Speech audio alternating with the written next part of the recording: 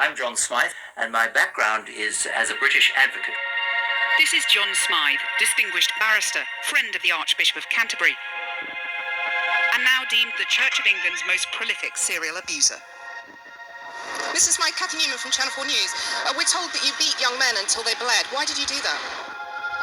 In 2017, we revealed that he groomed boys and young men at Christian summer camps, universities and Winchester College, before subjecting them to savage beatings. Former Social Services Director Keith Makin says that over a 40-year period, John Smythe became arguably the most prolific serial abuser to be associated with the Church of England, operating in 3 different countries and involving as many as 130 boys and young men. Former vicar Mark Stibbe endured beatings when he was at Winchester College in the 1980s. Soundproofed. I don't remember very much about it except nappies, adult nappies. I remember it being enclosed, claustrophobic. I remember feeling trapped. But I think the thing that I will never forget is my friend's suicide attempt and having to explain to his father why his son had tried to take his life. And I was trying... 2 psychologists and a psychiatrist over the last 7 years and have complex PTSD. I try to remember the pain, but I can't actually retrieve that from my memory. Yes, several bishops and very senior figures within the Church of England, or those who went on to very senior positions, including archbishops and Queen's chaplains, had got wind of what was going on. Author Andrew Greystone has spent the best part of a decade representing victims and trying to get the truth for them. The sheer number of clergy who knew about John Smythe at various stages in the last 40 years is astonishing. The Makin Review is a damning indictment of failings at the very top, including the Archbishop of Canterbury himself. From July 2013, the Church of England knew at the highest level about the abuse that took place in the late 1970s and early 1980s. The Archbishop of Canterbury's personal chaplain, a priest, and the Bishop of Ely were all made aware of the abuse, and Justin Welby became aware of the abuse alleged against John Smythe in around August 2013. There was a distinct lack of curiosity shown by these senior figures and a tendency towards minimisation of the matter. Here's what the Archbishop told us in response to our investigation. I genuinely had no idea that there was anything as horrific as this going on. And the kind of story you showed on the clip, I mean, if I'd known that, I would have been very active, but I had no suspicions at all. He knew most of the victims. He is the most senior person in the Anglican Communion, and you cannot have someone in that position failing so spectacularly and not being held to account. So he left the UK in 1984 for Zimbabwe and then South Africa, where he continued his abuse. The Makin Review again criticises Justin Welby for failing in his personal and moral responsibility to ensure the church authorities in Cape Town knew of the dangers. Police forces here in the UK were belatedly told of Smythe's abuse between 2014 and 2016. After our original investigation, Hampshire Police reopened their inquiries, but in the very month they tried to contact him for an interview, Smythe died suddenly in Cape Town in August 2018. I have seen the effect, the catastrophic, toxic effect on other people's lives in terms of depression, mental health, suicide attempts, broken marriages, broken lives, broken hearts. And to a certain extent, that's been true of me as well. I take responsibility for the consequences and for dealing with it now since I was Archbishop. When the abuse took place in the UK, I was in my late teens, early 20s. Some of it was before I was even come to Christian faith, many years before I was ordained. And it was one of a number of horrific historical legacy cases of abuse that I found when I came into being Archbishop in 2013. I was told about this. I heard about this for the first time in July, August 2013, about 4 months after I took over, and didn't know anything before then or have any suspicions. Well, that's not quite true. We'll come back to that. But, you say you're dealing with this now, but you have been Archbishop for nearly a decade. And what the Makin Review sets out is that senior church leaders, including yourself, missed so many opportunities to deal with this. Do you accept that? I accept that from August 2013 until your programme uncovered this in a documentary in 2017, that I did not, and I take responsibility for this, and it was a failure and a really shaming failure. I did not ensure that this was pursued as energetically, as remorselessly as it should have been. You knew in the 1980s, you went to the camps and so on. You exchanged Christmas cards with John Smythe after he moved to Zimbabwe. He continued to abuse boys there, and I see you don't know about that. But you also funded his mission out there. I mean, that suggests that this was more than a passing acquaintance with this man. Lots of people funded his mission. Funding his mission, I mean, I don't know what its spending was, but it was a lot, I suspect. I have no idea. I never saw the accounts. I think on 2 separate occasions I gave 40 or 50 pounds. Now, when we spoke in 2019, after my investigation, you said, and just to quote back to you, you said, I genuinely had no idea that there was anything as horrific as this going on.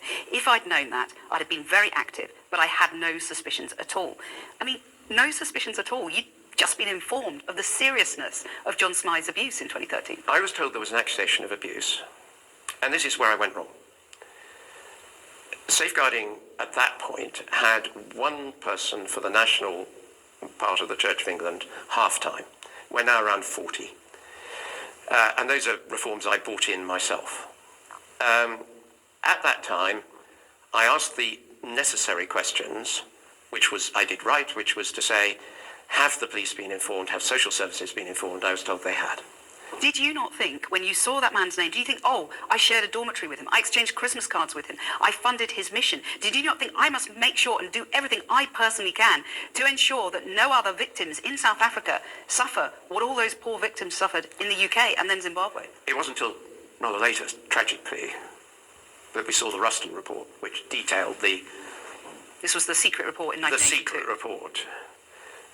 And when you read that, you just wanted to go and be sick. I mean, it was infinitely worse than the verbal report I was given. I mean, the victims are calling for your resignation. I know, and I understand why they're doing that. What happened, I was given advice about police inquiries and don't interfere and this sort of thing. And now we have a system that we put in place because of this, long before this report, that would prevent me not doing something and being given that advice. I shouldn't have taken the advice. My heart said, see them. And I should have followed my heart on that. It's my fault. You've just avoided the question, which was, the victims want you to resign. Will you resign? I've been giving that a lot of thought for actually quite a long time. There's nothing over the last 10 years that has been as horrible as dealing with not just this one, but innumerable other abuse cases, as you will see from the ICSA inquiry and other things. I've given it a lot of thought. I've taken advice as recently as this morning from senior colleagues, and no, I'm not going to resign for this. If I'd known before 2013 or had grounds for suspicion, that would be a resigning matter then and now, but I didn't. But you considered it as recently as this morning. Yes. Justin Welby, thanks very much. Thank you. Warm welcome to the Church of England's online worship service on this All Saints' Day. I'm Canon Claire Lording, and this is Pershaw Abbey in Worcestershire, where children, women and men for over 1,000 years have gathered together to worship God. Come and join us today. Welcome. State Church. The Church of England is still led by the English monarch today, keeping with the traditions established about 600 years ago. The Church of England continues to capture people's attention today. Its beautiful cathedrals across England attract thousands of tourists yearly to marvel at their engineering and artistic craftsmanship. This denomination serves as the original Anglican Church, which has since spread worldwide and has over 85 million people involved today. This global force began under King Henry VIII of the Tudor dynasty for less than devout reasons. King Henry VIII is famous today for his 6 wives. His obsession with procuring a male heir led him to establish the Church of England, which is still the official state church of England today. Who was Henry VIII? The Tudor dynasty began in 1485, several years before Henry VIII was born. His father, King Henry VII, won the War of the Roses, ending the fight between the houses of Lancaster and York. He was related to the Lancaster family, but Henry VII was a Tudor. When he came to the throne, he started a new dynasty. The king and his wife had 4 children: Arthur, Margaret, Henry, and Mary. Arthur was the heir and married Catherine of Aragon, a Spanish princess. However, 5 months after their marriage, Arthur grew sick and died. Henry VII was determined to preserve a solid political connection with Spain, so he encouraged his other son, Henry, to marry Catherine, which he did in 1509. At this point, both England and Spain were still Catholic, so the political ties were advantageous. Henry VIII also became king in 1509. He was only 17 years old. At first, the country had high expectations for his reign because his father's rule had been stable. But although Henry VIII was intelligent, he appeared to have little interest in politics or running the nation. As such, Thomas Wolsey quickly gained power and became the Lord Chancellor in 1515. Wolsey was ambitious. His desires and Henry's interest in military exploits in Western Europe drained the royal coffers. Their attempts to raise taxes were met with resistance, making them both unpopular. However, not all Henry's early reign was characterized by military failures and unpopularity. The king also expanded the English navy. When he took the throne, there were 5 ships.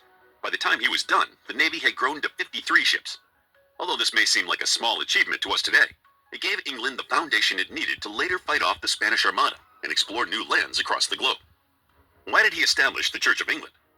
King Henry VIII was raised Catholic, an English tradition that stretched back to King Alfred the Great. The king even wrote a book defending the Catholic Church and arguing against Martin Luther. Martin Luther started the Protestant Reformation in his attempts to improve the Catholic Church. It spread across Europe and caused religious and political issues. In 1521, Henry was still staunchly Catholic, and the Pope even named him Defender of the Faith. His decisions to break from Catholic tradition and establish a new church had little to do with his pious beliefs or concerns about recent Catholic scandals. Instead, his concerns were much more secular. He and Catherine of Aragon had been married for over 20 years, and Henry was growing desperate for a son. In his time, it was highly unusual for a woman to hold the throne. Henry didn't think they should inherit it at all. Catherine of Aragon had been pregnant several times, but had only one surviving child, Mary Tudor. The king was desperate for a male heir and began looking for a new and younger wife. Around 1526, he decided on Anne Boleyn.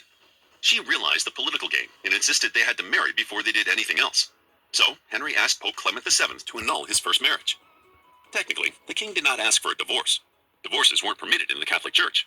However, the Pope did not pay much heed to this technicality, and still refused to allow Henry to put aside his wife, Catherine. Pope Clement VII had political reasons for this. Catherine's nephew was Charles V, the Holy Roman Emperor. He was Western Europe's most powerful political leader, so the Pope tried to stay in his good graces. The Pope refused to give Henry the annulment. In response, Henry founded the Church of England, broke the country's connection to Catholicism, and separated from Catherine anyway, starting the English Reformation. In 1533, the king married Anne Boleyn, although historians argue about the exact date because some believe they had a secret wedding before her official one. Anne Boleyn is one of England's most famous queens, even though she only ruled for about 3 years. Historians are unsure when she was born. Speculations run from 1501 to 1507, where Anne's sister, Mary, was the king's current mistress.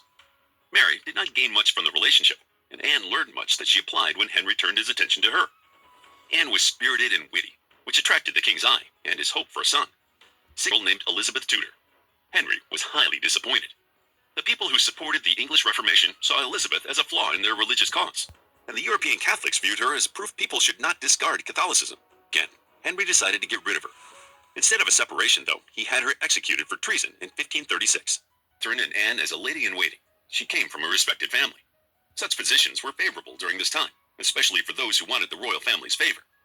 By early 1536, Henry was openly courting Jane, determined to win her over with expensive presents and promotions for her brothers, often reminding the king of his wife, Anne Boleyn, although she was never crowned queen, and she quickly became pregnant. Jane finally gave Henry the son he wanted. Edward Tudor was born on October 12, 1537. However, Jane died shortly afterward, leaving Henry hunting for another wife. Despite their short marriage, Jane appeared to have left a deep impression on Henry.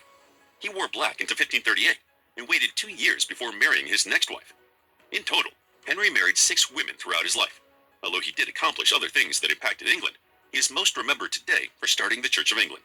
Essentially, could all be extinct by 2062. You're going to be a religious dodo, Anne. I doubt it very much, but I think the problem is with Christians themselves. It's no good looking to the church or to the government or to anybody else. It's Christians. I mean, quite honestly, if the early Christians had shown the same level of enthusiasm for getting the message out there that Christians today show, we would all still be worshipping Zeus. Quite honestly, Christianity would never have got off the ground. And it got off the ground because of people like St. Paul and masses of early Christians who just took the message out there. Now, it's no good lamenting the fact that the congregations aren't swelling if the Christians themselves aren't actually promulgating the gospel, which is what I actually thought we were here to do. Right, okay, so you think that people aren't making a good enough case for Christianity, because you could argue that people in other religions are doing that, aren't they? I mean, the North London Jewish community, the North Manchester Jewish community for that matter, doesn't appear to be going away anytime soon. Huge pockets of almost entire Muslim areas now in the United Kingdom as well. Is it just because they're more overt in their beliefs? Frankly, yes, and because they're not apologetic. about their beliefs. You know, they will state what they think, and they don't apologise for it. Christians are very, very apologetic. You know, they don't stand up for what they think. They're terrified that people will think they're a bit odd or something. You know, and that is what the problem is. And I don't want to hear, you know, what are the hierarchy going to do about it, or what are the bishops going to do about it? What are the Christians in the pews going to do about it? Increasingly avoiding the word church when discussing the creation of new worshipping communities and congregations, a report has found. The Centre for Church Planting Theology and Research, church planting, I always sort of slightly raises my hackles when people say it, looked at the language used by 11 dioceses to describe new churches. The creation of a new church group is traditionally referred to as a church plant, but the report found that while 900 new churches had been started by the diocese in the past decade, none of them had used the phrase church plant. Instead, they'd used words like worship, congregation and community. Now, Conor Tomlinson is with me, as is Scarlett Maguire, political commentators both. Conor, I know you're a religious person, but for the Catholics rather than the Anglicans, does this matter? I think it speaks to a broader symptom of a lack of faith of the British in themselves. So Professor David Starkey likes to joke that the Anglican Church is English Shintoism. It's the English worshipping themselves. And the problem you have is when English culture is denigrated, especially in recent years when we seem to be blaming ourselves uniquely for historical injustices like racism and slavery, then the church falls in line with that. That's why the church adopted that strange acronym, UKMGMR, rather than BAME the other year, to say like UK minority ethnic global majority heritage. They're just jumping on whatever the latest woke intersectional bandwagon is. And then the other broader trend that's concerning is, if you notice the language Keir Starmer has used to mitigate the tensions between different groups in these riots, he keeps saying communities. We are liaising. I get that. We're all part of the same community. Well, I don't want to be a different community to anybody else who lives in this country. I want to be part of the same community. Well, that's the perception, though. It's that Britain is a kind of blank slate upon which different communities are added to add better and more diverse food groups or religious tolerance and things like that. And so the only time the host population's culture, their religion now, is acknowledged is when it is uniquely demonised for racism and for slavery. And so they feel the need to self-erase in fear of causing offence. But what's actually happens is by saying they're a community, it means more ethnic and religious factions that have competing interests and will fight. And so the underlying tension which has driven the recent riots, I think this is a symptom of a broader trend, and things like this, things like social unrest, things like ethnic and religious tension will continue. Dave in Southport has been in touch, says, can I ask? Ethnic and religious tension will continue. Dave in Southport has been in touch, says, can I ask if the Church of England are going to drop church? What are they calling it? Just England, says Dave in Southport. Well, as I've said, these words like community, congregation, and so on as well. Claire says, good morning, Peter. It doesn't surprise me that the Church of England wants to stop calling their church a church. One of their archbishops doesn't believe in God, I believe. Of course, we don't want to offend other religions, do we? I'm not sure about that bishop, but I'm certainly interested in the evidence around that. Certainly, there are lots of questions around this. I mean, the Church of England is a very powerful but nonetheless quite small institution given the number of people who actually go every week. Scarlett, are you one of them, or are you like me, a hellbound heathen? I'm afraid I'm a hellbound heathen, but I'm old enough to have been through decades of the church trying to make itself relevant. I mean that's always been the problem for the Church of England, and it used to be called the Tory Party at Prayer. Yes. And then during Mrs. Thatcher, there was a big falling out, and since then they haven't really known what they are, and it does seem that you have to go back to God. I mean, either the Church of England believes in God or it doesn't, and that's what it's all about. But you know, I disagree with Conor. I think he was getting far too sociological about all of it. I mean, I think that the Church of England is very diverse politically. I mean, it has everything from very, very conservative people. I mean, the whole campaign to get women bishops, yes, right, was the gay debate as well with the Anglican Church across the world, as well as divisive and in England as well. Absolutely, it's been divisive within England. But I mean, and also, you know, I mean, if we're stereotyping appallingly, you know, the black churches actually are different from the white churches in that the black churches tend to be against homosexuality, whereas the white churches are sort of more liberal. And that's in Britain itself, let alone around the country, around the world. So it is very difficult for the Anglicans to sort of it's about being relevant, whereas the Catholics have always been a bit different and have not worried about relevance. I mean, partly because they've been so badly treated in the past, actually. They're demanding the right to get married in a church. But today the Church of England is debating whether to take a much smaller step to allow same-sex couples to be blessed. The offer of blessings is an insult. Blessings is what the church gives to pets, like dogs and guinea pigs. We LGBT plus people are not pets. We are human beings who deserve dignity, respect and equal rights, including within the church. The proposal to give blessings was meant to bridge the gap between those fighting for equal treatment for the LGBT community and those who insist the Church of England must strictly follow the Bible's teaching. But while it doesn't go far enough for some, it is already a step too far for others. Christians believe that God's best for us in terms of patterns of relationships is marriage as a lifelong union between one man and one woman. And in the end, do we change according to what the wills of people who don't come to church are, or do we actually stay faithful to the majority view of Christendom? And the reality is that it's the churches that hold on to this consensus historic view. These are the ones that are growing, these are the ones that are attracting young people, and these are the ones that really are making an impact on the society around them. At the start of the General Synod, the Archbishop of Canterbury expressed his support for blessing same-sex couples. Too many people, especially around sexuality, have heard the words of rejection that human tongues create. But those who have fought for recognition within the church for years want more than kind words. As an LGBT person, I find it deeply hypocritical, deeply disappointing, and frankly, we know it's also deeply harmful, because there are young people being told in their churches that their love is sinful, it's something that God will not accept, and that they need to transform themselves. The Church of England must now try to satisfy worshippers with deeply held opposing views in a way that doesn't shut out either side. Catherine Jones, 5 News. Rifleman